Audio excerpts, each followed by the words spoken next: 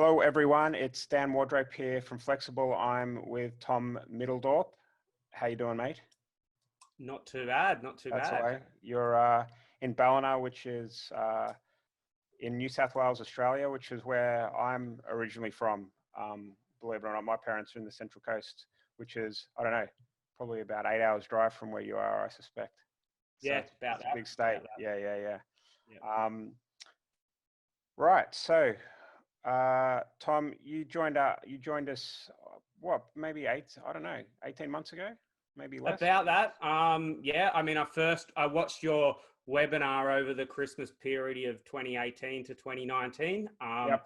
And scheduled in the strategy session, I think for sometime in January. And now it's, May of the following year. So almost 18 months. Wow. Time's flown by, hey?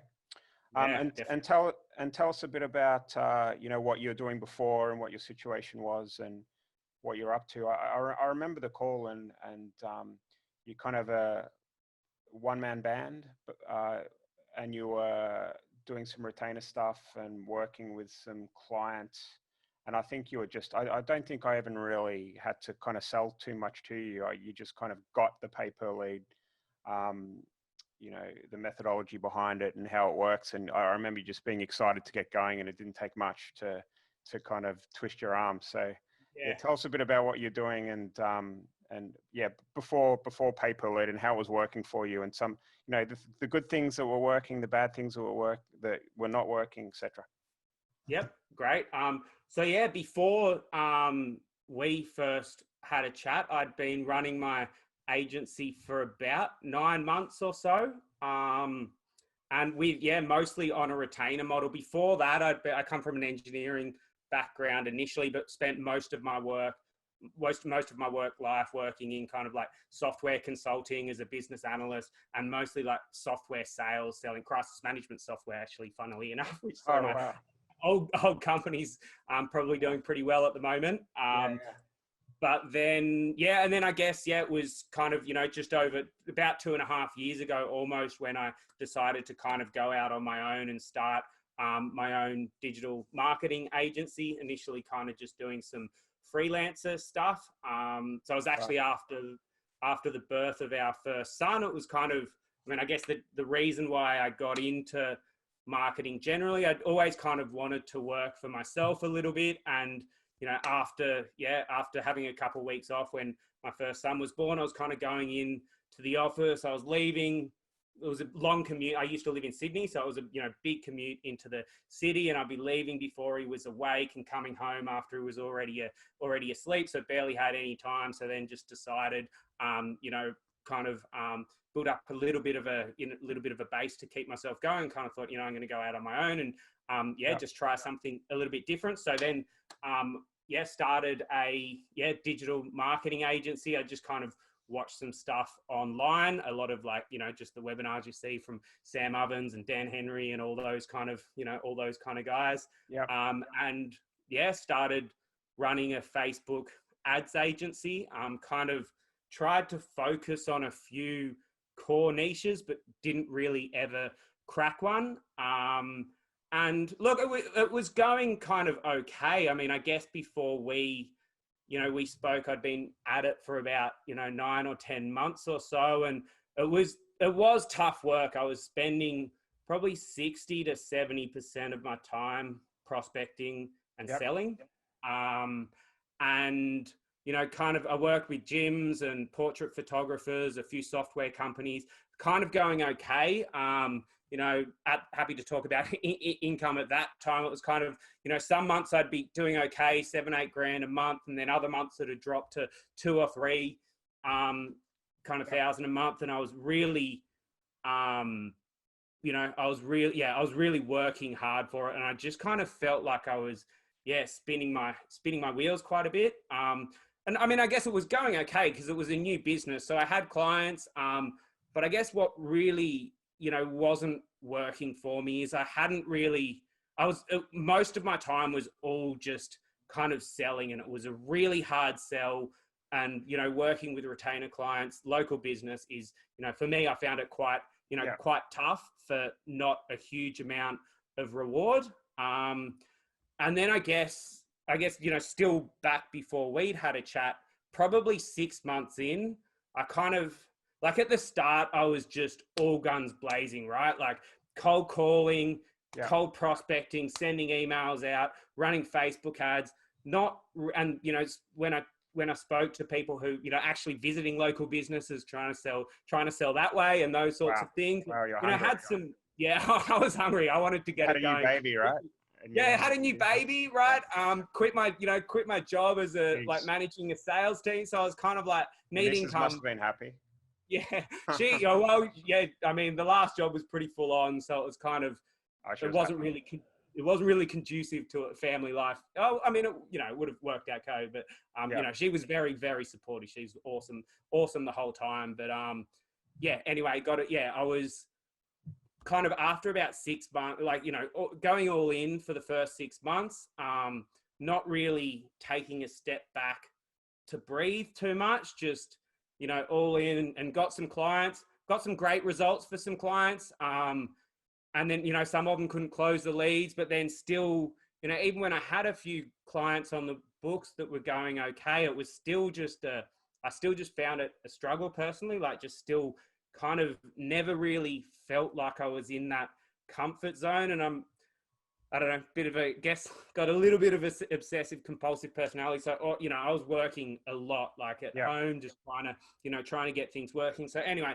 took a step back and had, pretty deep think about, I guess, where I wanted to go and kind of what industry. And this was just before the Christmas period in Australia, which is where really things shut down in Australia. So basically December to January, there's minimal industries open, unless you're in retail, of course, everyone's buying, but construction shuts down. Any non-essential services or non-shopping stuff pretty much dies in the arse. So I kind of had a bit of a step back, a bit of a thought, was just thinking about, okay, what am I going to do over the next 6 months, and how to think about what industries I wanted to go into, what industries are going to be a lot more scalable, what industries, I think have a lot more legs. And then, reached out, this was still before the Christmas period, reached out to a number of businesses in those, I chose 2 industries, reached out to a number of businesses in those 2 industries, and landed a couple of, and the idea was to kind of just, dip my toe in the water in these industries before the Christmas period, and then come back after Christmas and go all guns blazing. So, dabbled my toe in the water in these 2 industries and got, some success, a little bit of a success. And then that's when, that's basically when I thought, okay, the clients that I was working with in these new industries, they were like, look, we're shutting down for 6 weeks because, no one's going to buy from us anyway. So that was when I kind of, that was when I was like, okay, cool. Now I just need to step back and have a think about how I'm going to approach the next year. And it was still, whilst I had a little bit of success, it was still, hugely up and down. And in December of 2018, so a year and a half ago, basically I was at home with my folks, and that's when I was just like surfing stuff on the web, and your ad came up, and I watched, I don't know if you've still got the same webinar running, but I watched that initial one that you had going 18 months ago. And then kind of, I thought about, I'd done quite a bit of coaching and some small courses, but never really invested in a high ticket one. And I thought about, there's quite a few out there. So I'd looked at what was out there, had a bit of a think, but and had a number of strategy sessions before we had ours, but nothing really hit the mark in terms of, this is going to take me to where I want to be. And then, I remember seeing your webinar. It was probably a few days before Christmas. I was in a bit of not in a bit of a state, but I was a little bit concerned. I mean, income over that last period had only been a few grand a month kind of thing. Everything was dropping down. So I was like, this, again, it had only been 7 or 8 months. So I guess it was a little bit early to jump the gun, but I just kind of thought I need to make, I guess, some drastic changes if I'm going to improve things significantly. And, watched your webinar. I'm a raw numbers guy. So the kind of, 7 clients, X dollars profit per lead per client, X number of leads per week. It really it really resonated with me, and kind of, so signed up for the strategy session. And I guess that took us up to, before WeChat. So, sorry to probably go on a little bit too much, but just give Yeah, you yeah. a bit more of a background. No. That's all good. That's all good. So yeah, the 7 clients. Uh, I'm a numbers guy as well. I'm an engineer. I've got an engineering background too. So Mm. this type of thing and the numbers just always kind of made sense to me. And it's easy to visualize and picture. And how has that kind of gone with you? Since you moved to pay per lead, as far as the number of clients you've got on board now and the profit you're making per lead and the number of leads that you're selling, how does that kind of look? And are you doing any hybrid deals or anything like that is a combination of ad spend and back end payments and all that? Yeah, so it's changed quite significantly, all for the better. I mean, it basically, changed the entire way I did my business. It basically changed my life entirely. Like everything is just so much better for me personally now. I know everyone has different success with different models, but for me, it's changed absolutely everything. I had a few, I guess, side hustle retainer clients up until a couple of months ago. Not really working with any of those anymore. I've drastically reduced the number of clients that I've got just to a couple, pretty much. But I'm trying to I'm actually working on a bit of a different model to service that smaller end of the market, which is more than just leads, providing a whole kind of model to anyway, it's built on pay per lead, but also kind of builds a little bit on that. But for the most part, I've just got a couple of clients. Tried to find those that can handle large volumes of leads. And actually, my biggest client, I started off on a cost per lead basis, and then costs were quite variable. And I'd go through weeks where it was good profit, and then decent loss in some weeks as well. Particularly the industry, the geo that I was targeting for the industry the main industry that I'm in, that location was quite saturated. So you'd get some times where your ad costs just went up, and had a bit of a chat to him, and he'd gone through umpteen lead, massive multi-million-dollar business, gone through multiple lead buyers, and would, really loved the quality, loved working with me. So he's like, what can we do? So then we kind of went to a hybrid model, which is basically they cover, my client / partner covers ad spend, and then a commission on top for lead. It's lead-based commission, not a typical back-end deal, but it's a commission per lead, and that just made things a lot more comfortable from my perspective, because I was spending I kind of don't really want to talk about raw numbers in number of leads, but I was doing, at least for me, probably you wouldn't consider it high volume, but for me, it was quite high volume leads. Spend. So spending lots and lots of money. And, there'd be times where I'd be in the hole thousands a day, and it was just working on my mentality a little bit on my mindset. There'd be times when it was great. I'd be like, not going to work for a while kind of thing. But then, things would switch around. So, had a chat to the client, and he was like, we just changed to this model, and that's just been, fantastic. There's been times where I've been like, if I stuck with the pay per lead model, I would have been, in a better financial position. But overall, just from a mindset perspective, it just allowed me to focus a lot better. And he wasn't too upset when lead costs blew out, which they did occasionally. And, so that was actually my biggest client. Still got some on the, typical cost per lead basis. And, one that I'm hoping to scale with shortly, who could be, really big opportunity on the cost per lead basis, but still working on that in the same industry, just in a different country. But yeah, my main big core bread and butter is on a hybrid model. Nice. Okay, cool.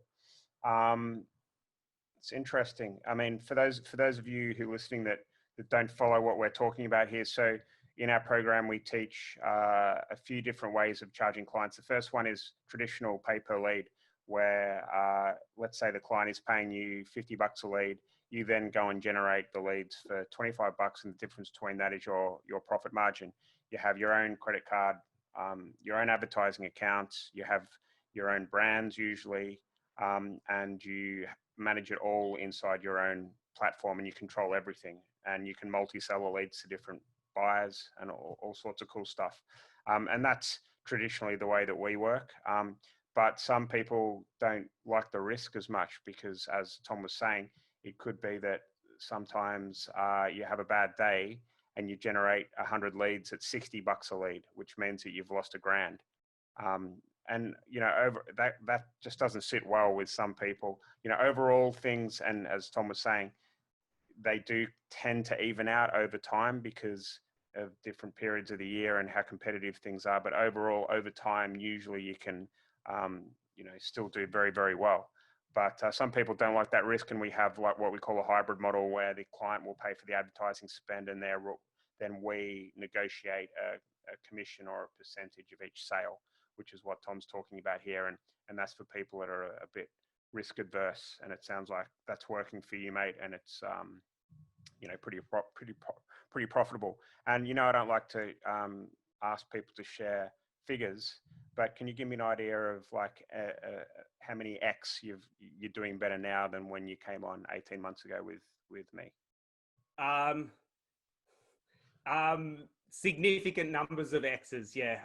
Really? Look, yeah. So it's doing a lot better. Look, I'm not going to retire and buy a mansion anytime soon, but from a financial perspective, more than comfortable. Got a buffer to keep me going for quite a while, and I guess the first year, even though coming from, I guess, a sales background, I did have a buffer initially. So when I first started in the retainer model, didn't need to be highly profitable immediately. Yeah. But I was never, I don't like to dip into capital ever. So I was never in a comfortable position. And now it's, more than comfortable financially. And that's kind of not something that I really, again, whilst I'm not, rich and going to buy a mansion anytime soon, that's not a concern. I don't have to think about the financial side, which is great because it just allows me to focus on generating better leads at a better cost without having to think of, worry about the income side of things too much. Obviously, to some extent, but too much. And it sounds like you're a bit of a workaholic, but you mentioned you surf as well. So what's the work-life balance like? What's your look, it's a lot better. And particularly over the last couple of months, I've hired a media buyer. My brother is a media buyer, actually, which has been a godsend. And he's even more of a numbers guy than me, I think, and analytical to a fault. But from managing the high budget accounts, he's absolutely amazing. And before that was a bit of from a work-life balance, before having him on board. And actually before that, I have had some partnerships which have certainly made it easier, but nothing long-term and nothing sustainable. But, since my brother's come on board, it's been quite a bit of a load off, to be honest, because spending the budget that I was spending, I pretty much always needed to have one eye on it. I did try and be conscious about, having a work-life balance, but, generating leads 24/7 on the, sorry, what was that? Hard to switch off, isn't it? Yeah. But having that, and now work-life balance is pretty good. I kind of, I get to, whenever there's waves, I get to surf. So it's been every day for the last week or two, pretty much. I get to spend time with my kids. So work-life balance is definitely a lot better. I still work hard, and when I work, I work. I work. I don't fob off. But work-life balance is a lot better. And is he a little brother or a big brother? Big brother, a couple years older. Oh, okay. I was going to say, if it's a little brother and he messes up your ad account, you can, big brother, smash him. Is he local? Is he local to you, or is he down in Sydney? Yeah. No, he's down in Sydney. In Sydney. Nice. Yeah. Okay. Cool. All right. So what about the best part of the program for you? And if you can summarize a couple of things that you really enjoy or that's helped you, then what do you think? Look, I think the best part of the program for me is, probably two things. One being that it's just such a focus on becoming a better marketer. Basically, I've done quite a few courses, and a lot of them are template-based models, download our template and, then install it for gyms and get 20 gyms and great, away you go. And it doesn't really teach you the core foundations about, writing ads, thinking of hooks, brainstorming, improving your landing page, quizzes, CRO, all that sort of thing. Whereas, your course, I mean, regardless of whether you go into the pay per lead model or the hybrid based model, for me, cost per lead, some hybrid based model, cost per sale, what you were referring to, it just teaches you to become a better marketer and get better leads at a better cost. So that's kind of the first thing, which is the core of it, right? If you think about it, if you're delivering a great product, the clients will come. So if you've got good leads at a good price, the sales side is easy. That's, that doesn't really matter. So that's kind of, and the support that you provide, to be able to do that. I think haven't needed to go on the calls in quite a while, but I think for the first 2 months, I was pretty much the first one on the call every Tuesday at 9 p.m. or whatever time it was, Sydney time, and just going through the funnels and the ads and improving things was just, that side was, so that one side generally focusing on becoming a better marketer, and second side of things, the network. I've had great partnerships with awesome marketers over the last few months, and still chatting with guys regularly and, sharing ideas and seeing what other people are doing. So, really being able to network with, really successful people who are doing really,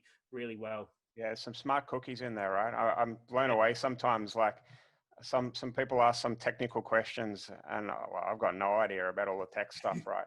And then, half a dozen people just give answers that blow me away. Like there's some really, really smart people there. So it's, I'm glad that, and I feel very lucky to have that community. And I think it's one of the best parts of what we do is all these little JVs that are happening and people making money and helping each other out and sharing, which is pretty cool. Last question. If you had like the last 12 months, I know you've been on for 18 months, but if you had the last 12 months again, what would you change and would you do anything differently?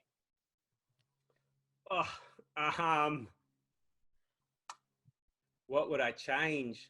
Yeah, one thing I was doing reasonably well in my main industry that I'm in. And then I kind of, with a couple of JVs, which was okay. And also by myself, I kind of spread myself a little bit too thin and went after a few different niches. Yeah. And I think that's kind of, every niche has its pros and cons. And I was doing okay in the niche that I was in, but I'd never really, it took a few months until I kind of properly cracked it. And I was like, am I in the right niche? Should I seek something else? Which, it's not always going to be the right niche, but I went after a few different niches in a JV and probably too much more than we could chew. And, none of those worked that well. And then, I kind of left solar to the wayside. So that would probably be one thing is, focus, not to say that, some people change niches and have a great amount of success. So I'm not suggesting that anyone, if you think that changing niches is the right thing to do, then absolutely. But for me, I just spread myself too thin by going after a few, too many. Yeah. I agree. And that's a mistake that I've made in the past as well, is you have all this success with your core industry. And then you kind of go, this is easy, let's do it again. But you forget all of that hard work that you put in, right? To figure stuff out and get it going. And to do that again whilst you're running the other industry it can be tough. I think you usually need a team for that. So my advice is always just to go deeper into one industry rather than trying to go broad into multiple industries. And that's why, with 7 clients in one industry, you can easily be doing over $1 million a year in revenue. So it's always good to focus. So yeah, mate, well, I'll tell you what, it's been a pleasure talking to you today, Tom, and congratulations on all your success, and thanks for today. It's been great to hear your story. Yep, no worries. Thanks for the conversation, Dan. No worries, mate.